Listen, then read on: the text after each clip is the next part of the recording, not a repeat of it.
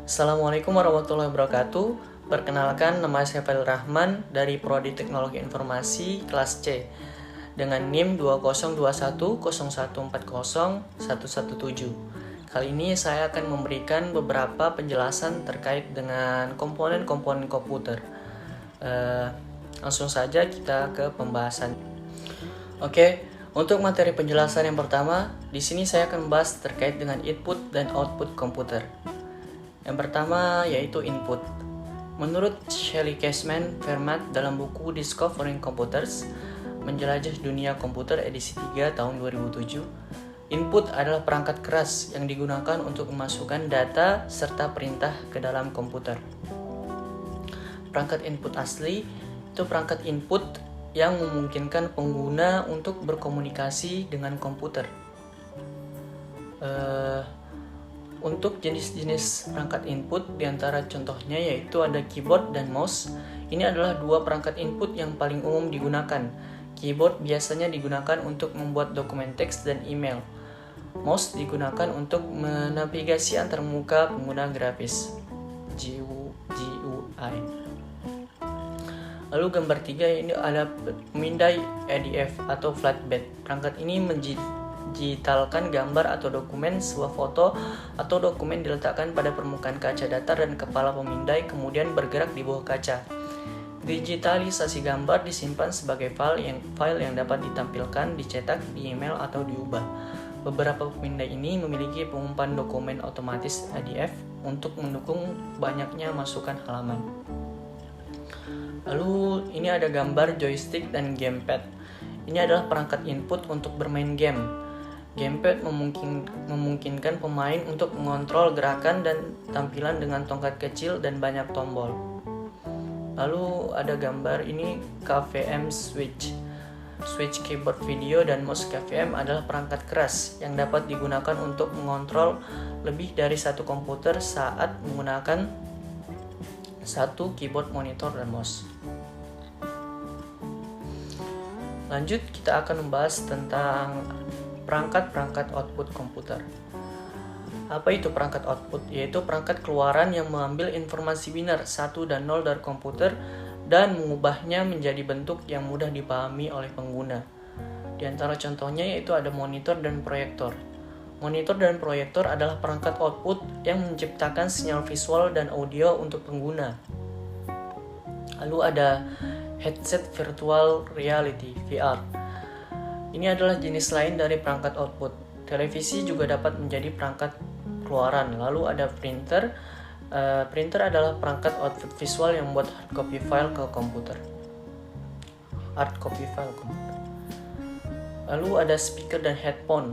Ini adalah perangkat output yang hanya menghasilkan sinyal audio. Perangkat keluaran memungkinkan pengguna untuk berinteraksi dengan komputer.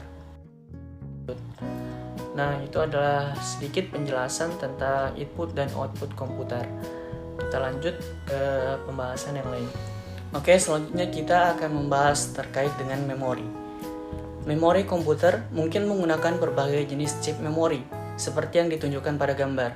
Namun, semua chip memori menyimpan data dalam bentuk byte.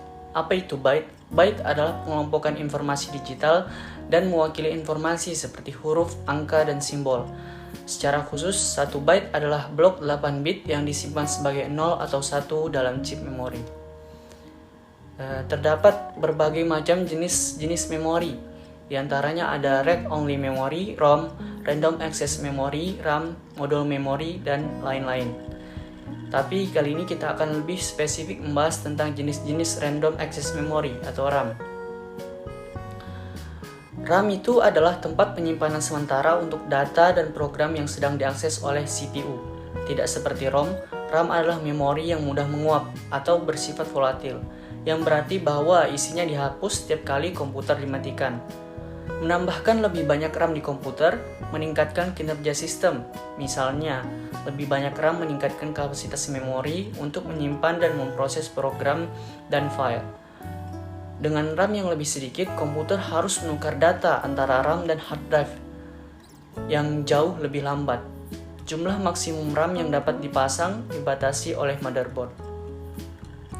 Oke, Kita lanjut ke jenis-jenis RAM. Yang pertama ada Dynamic RAM, teknologi lama populer hingga pertengahan 1990-an, digunakan untuk memori utama.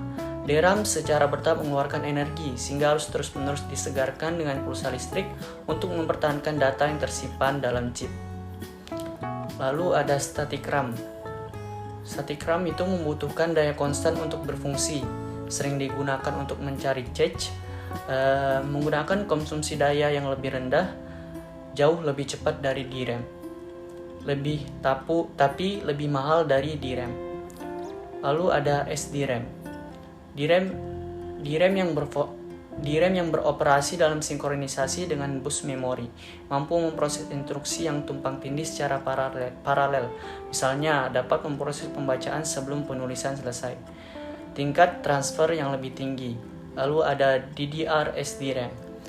DDR SDRAM ini mentransfer data 2 kali lebih cepat dari SDRAM, mampu mendukung 2 tulis dan 2 baca per siklus jam CPU. Konektor memiliki 184 pin dan 1 takik, menggunakan tegangan standar yang lebih rendah, 2,5 volt. Keluarganya itu DDR2, DDR3, DDR4. Lalu ada DDR2 SDRAM. DDR2 SDRAM juga mentransfer data 2 kali lebih cepat dari SDRAM, berjalan pada kecepatan clock yang lebih tinggi daripada DDR. Ini juga meningkatkan kinerja dengan mengurangi kebisingan dan crosstalk antara kabel sinyal. Konektornya memiliki 240 pin, menggunakan tegangan standar yang lebih rendah, yaitu 1,8 volt. Lalu ada DDR3 SDRAM. DDR3 SDRAM ini memperluas bandwidth memori dengan menggandakan kecepatan clock DDR2. Mengkonsumsi daya lebih sedikit daripada DDR2, 1,5 volt. Menghasilkan lebih sedikit panas, berjalan pada kecepatan clock yang lebih tinggi hingga 800 MHz. Konektornya memiliki 240 pin. Lalu ada DDR4 SDRAM. DDR4 SDRAM melipat gandakan kapasitas penyimpanan maksimum DDR3. Mengonsumsi daya lebih sedikit daripada DDR3, yaitu hanya 1,2 volt, berjalan pada kecepatan clock yang lebih tinggi.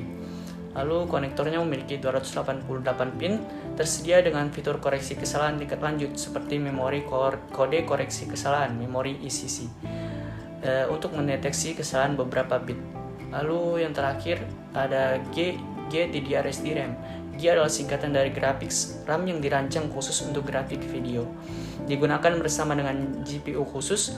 Keluarganya itu GDDR, GDDR2, GDDR3, 4, 5. Setiap anggota keluarga yaitu meningkatkan kinerja. Setiap anggota keluarga menurunkan konsumsi daya.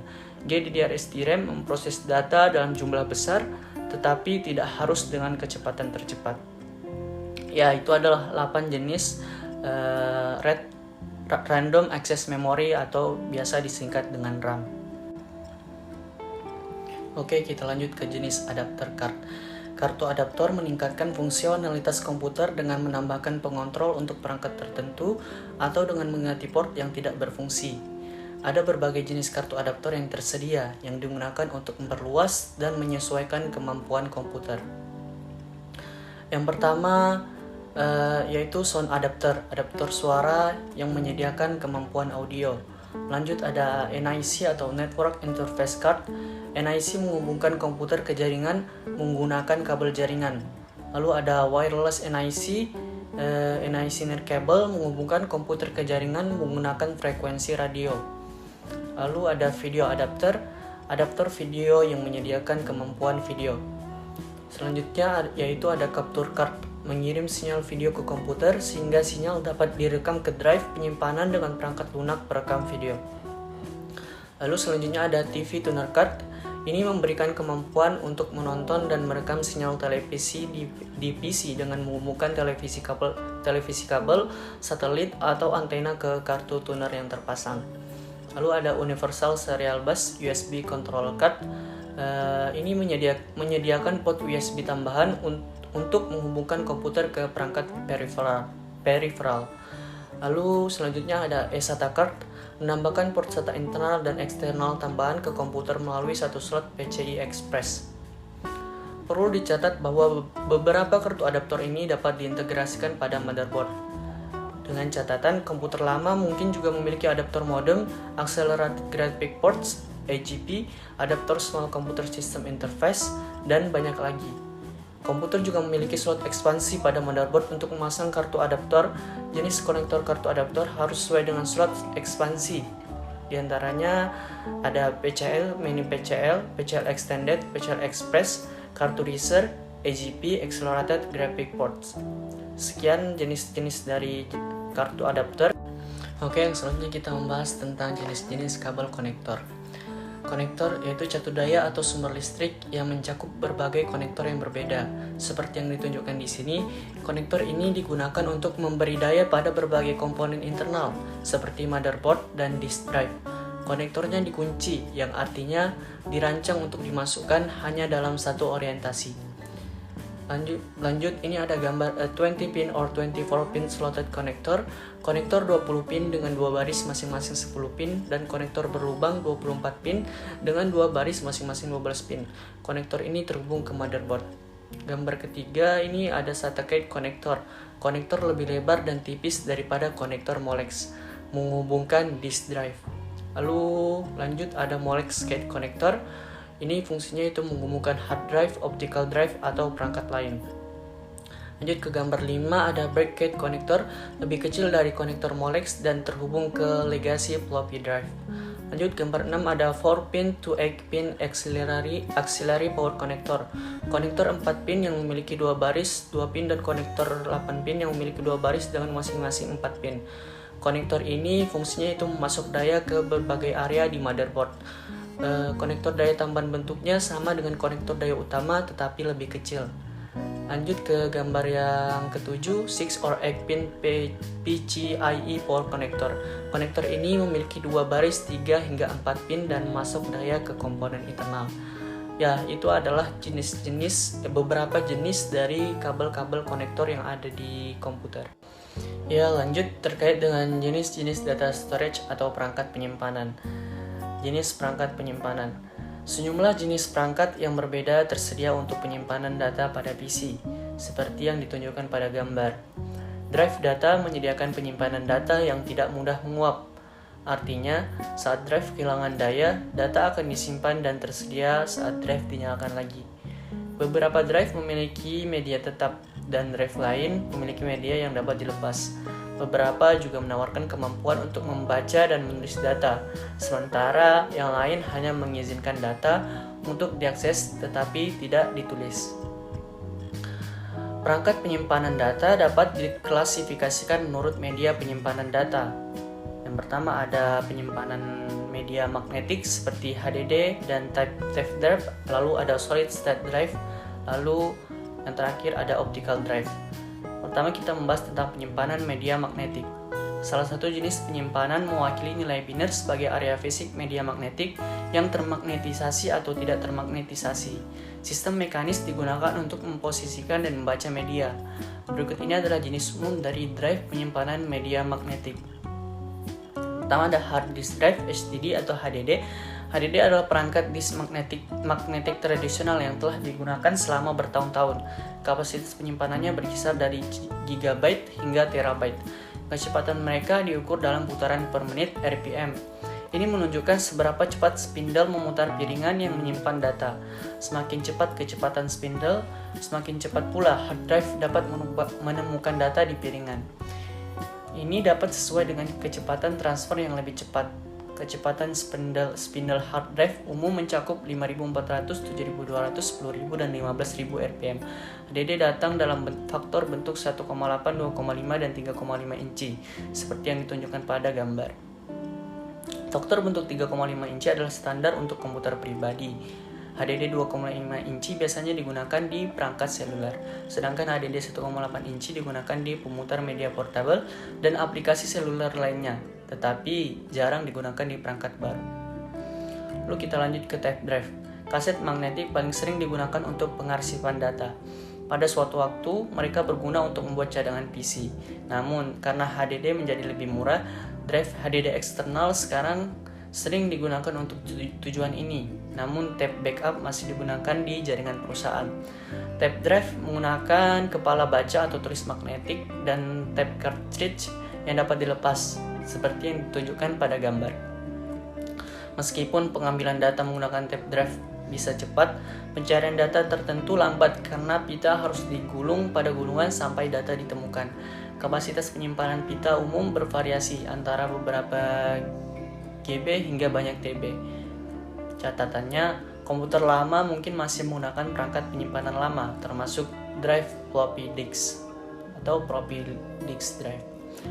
Adapun kelebihan dan kekurangan dari magnetic drive, yaitu kelebihannya kapasitas penyimpanan pada media ini lebih besar dari media penyimpanan lainnya, bahkan sudah bisa mencapai petabyte dan kecepatan akses datanya tinggi. Kekurangannya yaitu harganya lebih mahal jika dibandingkan dengan media penyimpanan lainnya. Lalu kita lanjut kedua, yaitu penyimpanan semikonduktor atau solid state drive SSD. Penyimpanan data sebagai apa itu SSD? SSD itu menyimpan data sebagai muatan listrik dalam memori flash semikonduktor. Ini membuat SSD jauh lebih cepat daripada HDD atau HDD magnetik. Kapasitas penyimpanan SSD berkisar dari sekitar 120 GB hingga banyak TB. SSD tidak memiliki bagian yang bergerak, tidak menimbulkan suara bising, lebih hemat energi, dan menghasilkan lebih sedikit panas dibandingkan HDD. Karena SSD tidak memiliki bagian yang bergerak untuk gagal, mereka dianggap lebih andal daripada HDD. SSD datang dalam 3 faktor bentuk. Yang pertama ada disk drive form factor. Ini mirip dengan HDD di mana memori semikonduktor berada dalam paket tertutup yang dapat dipasang di casing komputer seperti HDD. Mereka bisa berukuran 2,5, 3,5, dan 1,8 inci meskipun jarang. Lalu ada expansion card. Ini dihubungkan langsung ke motherboard dan dipasang di casing komputer seperti kartu ekspansi lainnya. Lalu ada M1 or M2 modules. Paket ini mungkin menggunakan soket khusus. M2 adalah standar untuk kartu ekspansi komputer. Ini adalah keluarga standar yang menentukan aspek fisik kartu ekspansi seperti konektor dan dimensi. Faktor bentuk ini ditunjukkan pada gambar 1. Gambar 2 menunjukkan faktor bentuk 2,5 inci dan M2 dibandingkan dengan HDD magnetik 3,5 inci. Spesifikasi Non-Volatile Memory Express (NVMe) dikembangkan secara khusus untuk memungkinkan komputer mengambil keuntungan lebih besar dari fitur SSD ini, yaitu dengan menyediakan antarmuka standar antara SSD, bus PCIe, dan sistem operasi. NVMe memungkinkan drive SSD yang sesuai untuk dipasang ke bus PCIe tanpa memerlukan driver khusus. Dengan cara yang hampir sama seperti USB flash drive, dapat digunakan di banyak komputer tanpa memerlukan instalasi di masing-masing komputer. Akhirnya, proses ini menghasilkan yaitu Solid State Hybrid Drive HDS, di mana itu merupakan kompromi antara HDD magnetik dengan SSD. Mereka lebih cepat dari HDD tetapi lebih murah daripada SSD. Mereka menggabungkan HDD magnetik dengan memori flash onboard yang berfungsi sebagai cache non-volatile. Drive SSHD secara otomatis menyimpan cache data yang sering diakses, yang dapat mempercepat operasi tertentu seperti startup sistem operasi. Adapun kelebihan SSD ini yaitu performa lebih cepat, tidak menimbulkan bunyi, lebih hemat energi, lebih minim kerusakan. Namun kekurangannya yaitu harga lebih mahal, kapasitasnya tidak terlalu besar, dan memiliki batas umur. Lanjut ke yang ketiga, yaitu Optical Storage Device atau Drive Optic. Ya, ini adalah jenis perangkat penyimpanan media lepasan yang menggunakan laser untuk membaca dan menulis data pada media optik.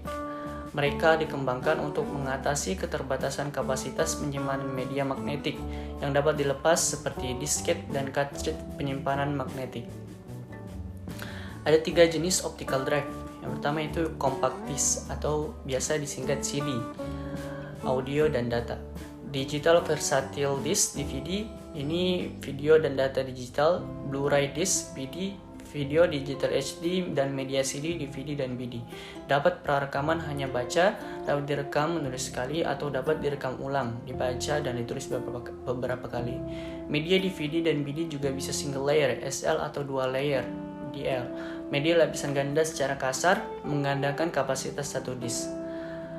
Nah, untuk kelebihan dan kekurangannya, yaitu kelebihannya beratnya lebih ringan dari beberapa media penyimpanan magnetic disk lainnya. Namun kekurangannya yaitu kapasitas memorinya lebih kecil dari magnetic disk, dan jika tergores maka risikonya data tidak akan terbaca. Ya, itu adalah penjelasan terkait dengan jenis-jenis data storage beserta kelebihan dan kekurangannya. Ya, itu tadi adalah sedikit pembahasan yang bisa saya berikan. Semoga bisa bermanfaat bagi kita semua. Kurang lebihnya saya mohon maaf. Terima kasih. Wassalamualaikum warahmatullahi wabarakatuh.